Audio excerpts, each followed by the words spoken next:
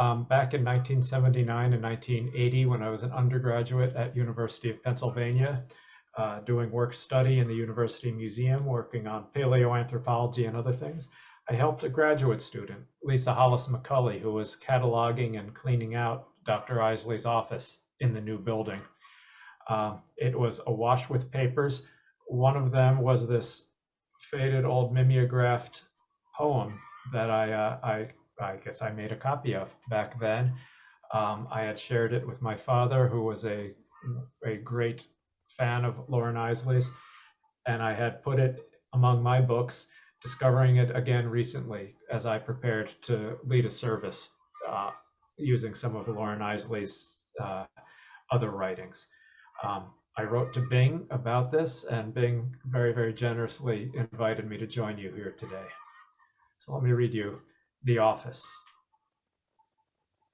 In the long summer days in my old office, where the old skulls of extinct bison leaned from the bookshelves and the ivy on the outside walls made a tangle across the windows, I used to turn off the lights and sit in the darkness until, on the huge arch over the door, pictures began to form as though transmitted from far off by the waving leaves in the window. It was always the same scene. Miles of a great tropic river at sunset, the Orinoco perhaps, or the Amazon, but with palm leaves and the lights shifting in the sunset, or sometimes a boat on the water.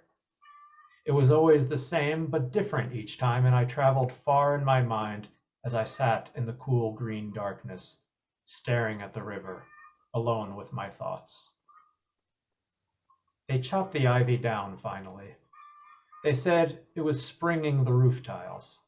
They said they had a better office for me with a better view.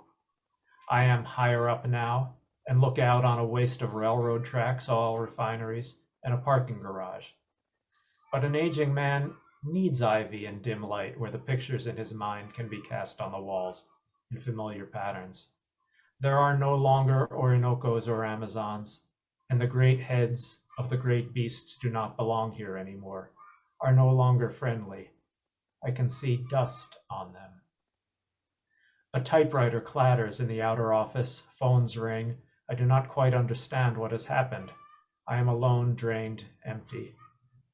I see nothing but the blind beasts on the walls. This is no longer my cave where I lay hidden throughout 10 years of an ice age, watching the light from the river. I am homesick for that time, sick with the desecration of torn leaves, lost boats. The real and the unreal mingle. I shall have to rise and creep away. I shall never find it again. It was only an illusion made of leaves and light. It broke my heart, but they said they had a new office.